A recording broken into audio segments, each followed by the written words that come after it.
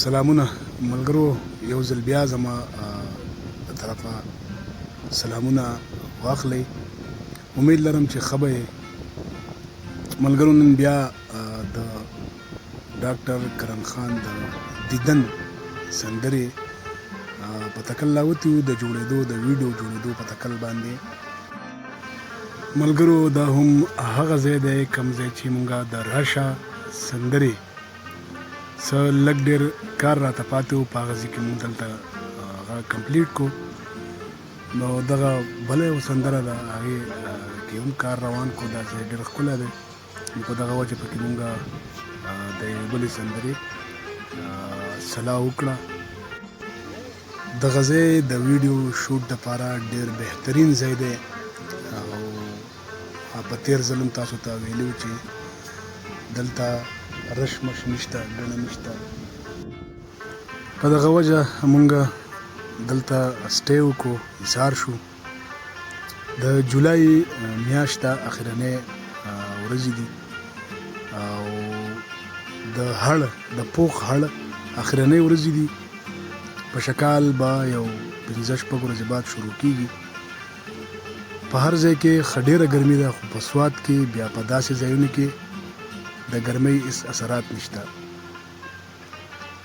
ملګرو، دلته د دې ځای کوم غرمه چې لمر هغه هم دومره یخي چې بنده له پکې خوب ورځي. نو هر کله راشئ په سوات وګرځئ، دا ستاسو علاقې دي، ستاسو دپاره دي. د قدرت نظارې ووینئ، ښکلي ښکلي ځایونه دي. نو د دغه دیدن سندرې د جوړېدو وخت تاسو ته زه نیغ په نیغه ښایم. بیا به پته ولګي چې په سندره په ویډیو کې څنګه راځي. په کمپلیټ سندره چې جوړه شي هغه به تاسو هم ووینئ. زه خپل ټوټه پوټه کوشش کوم چې د دې وختونه تاسو سره شریک کړم.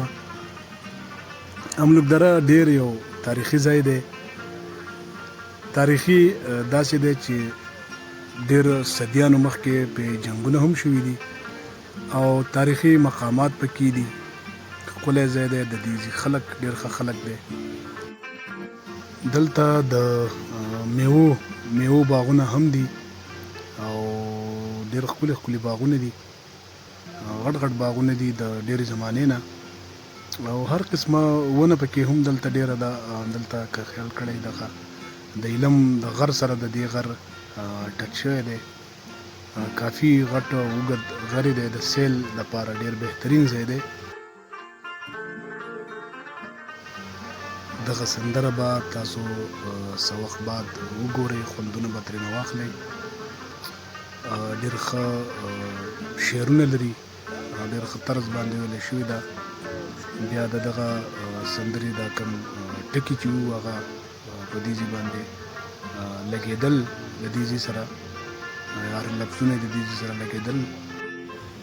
داسې د نورو سندرو میکینګونه، داسې ژوندي بنډارونه، مشاعرې او مذاقونه دا به تاسو ته پیش کوم.